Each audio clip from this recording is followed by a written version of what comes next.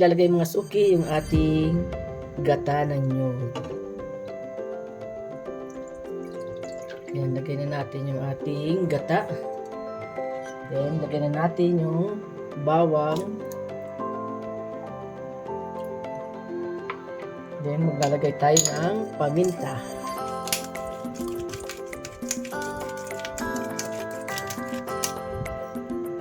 Ayan, maglalagay na rin tayo ng asin. Ayan, kaunti muna. Hindi baling matabang, huwag lang sumubra ang asin. Ayan, halo-haloin muna natin siya mga suki.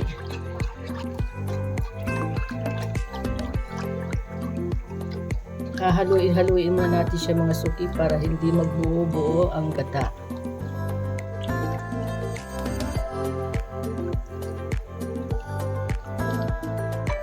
Ayan, medyo mainit na siya mga suki yung ating gata. Malapit na siya kumulo. Pwede na natin ilagay ang sitaw. Ang sitaw na pampahaba ng buhay.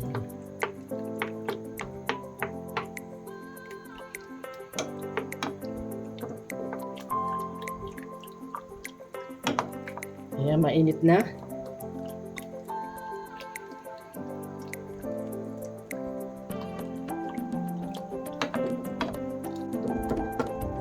Ayan, pwede na natin ilagay yung ating kalabasa.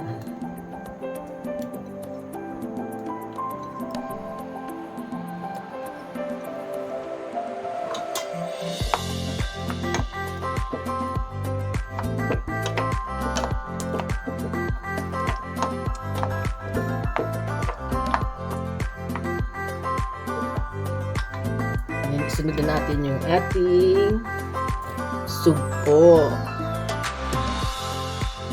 Ayan, tig-dalawa kami ni Mr. Sa kanya yung dalawang maliit. Ayan.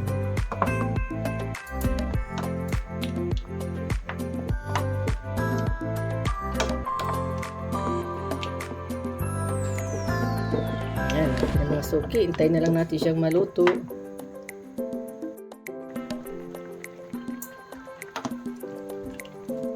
Ayan, balik rin natin yung hipon para maluto yung kabila.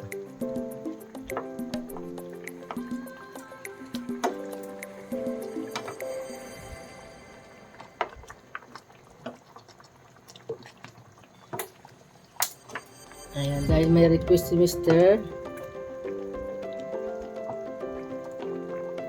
Ayan, lalagyan natin siya mga suki ng luya para mas masarap. Paborito ni Mr. ang luya. Sa mga lutuin, kailangan may luya daw.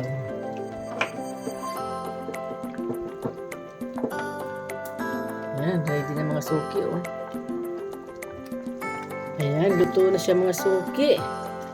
Pwede na natin siyang ahunin. Perfect mga suki, sarap. Ayan, off na natin yung ating burner.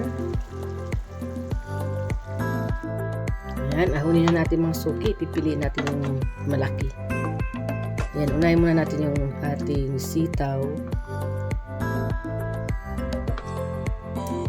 Ayan, sama na natin yung kalabasa.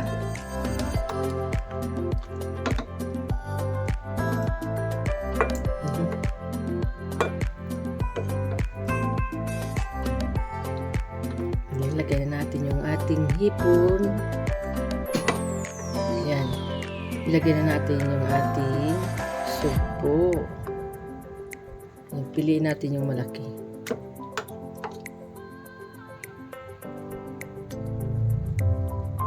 Ayan. Lagyan natin na sabaw.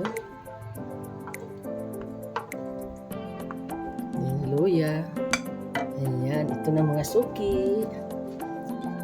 Ayan, kain tayo mga suki. Masarap kumain magkamay. Ayan. Ito yung aking kanin. Lagyan natin siya ng sabaw.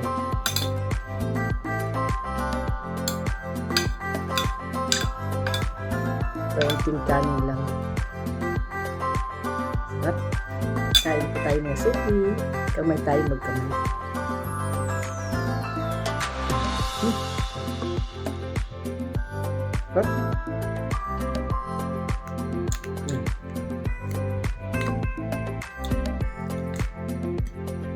Press na press yung ating sugpo.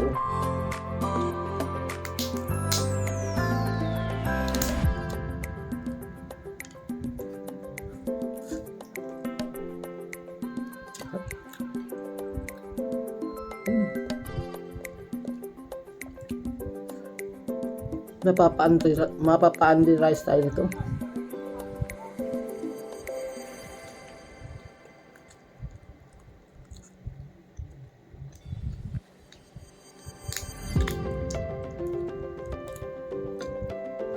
Sarap mga suki ah.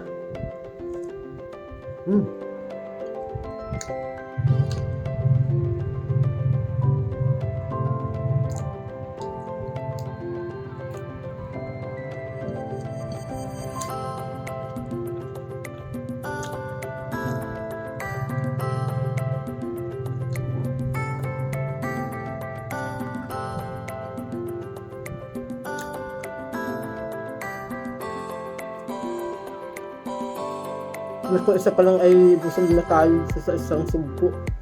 Tama ng ulam. Busog na agad ang mga suki.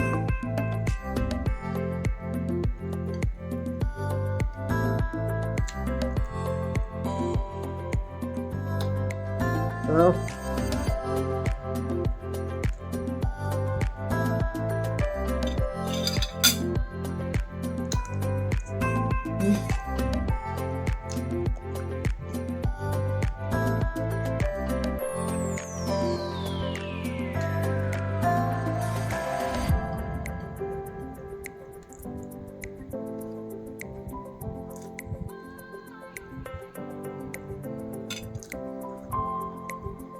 Kalabasa.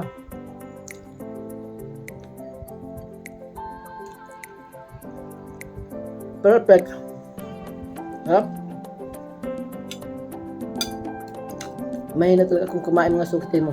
Dalawang sugpo, di ka pa na tamang-tama lang yung isang sugpo para sa akin at gulay. Kaya mamaya kung ulam yung gabihan naman.